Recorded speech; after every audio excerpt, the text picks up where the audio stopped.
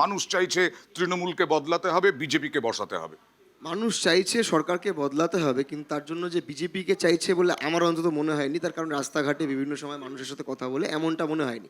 এবার যে 152টার পরে যে 142টা সিটের যে মানে ইলেকশন হবে 29 তারিখে, যদি সত্যি দেখা যায় একটা বড় রিজন, দক্ষিণ 24 আছে, উত্তর 24 আছে, কলকাতা আছে, হুগলি আছে, যেখানে মানে চরমভাবে যদি দেখো বামপন্থী, কংগ্রেস এবং অন্যান্য শক্তিদের বেশ কিছু ভালো ফুটহোল্ড আছে, সংগঠন আছে, এবং কনফ্রন্টেশনস বা কনটেস্টেশনসটা ভুল অর্থ হয়ে বাক্য হয়ে যাবে, কন্টেস্টেশন হওয়ার জায়গা আছে, সে কারণে এটা হতে পারে। কিন্তু আমার কথা, আমরা যদি স্টুডিওতে বসে এই হুঁশিয়ারির কথা বলি, আজকে আমি যদি বলি বা যে কোনো দলে যদি বলে 4 তারিখের বড়মুখ হবে, হয়তো আমরা এখানে গরম গরম কথা বলে চলে যাবো, কিন্তু এই যারা বুথ লেভেলে কাজ করে, যারা মানে ব্লক লেভেলে কাজ করে, যারা মার খায়, সেই কর্মীরা যে কোনো কিন্তু দলের তাদের মধ্যে কিন্তু অন্য একটা বার্তা চলে যায়।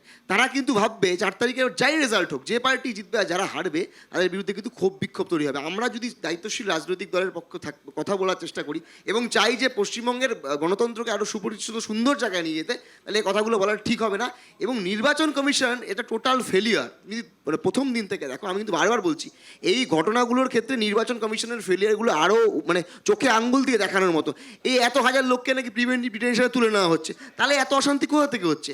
এদিকে শোনা হচ্ছে কাউন্সিলরকে নিয়ে নেওয়া হচ্ছে, অভিজ্ঞতাকে নেওয়া হচ্ছে, অনেককে গ্রেফতার করা হয়েছে। নয় কি যে নির্দিষ্ট আকারে কিছু লোককে তোলা হচ্ছে, বা বলতে গেলে বিজেপি বুঝতে পারছে তাদের পক্ষে নির্বাচন নেই, বরঞ্চ তৃণমূলকে এই নির্বাচনকে উঠতে দেওয়ার জন্য একটা ইস্যু দিয়ে দেওয়া, ওই বলবে যতই করো হামলা আবার জিততে পারবে।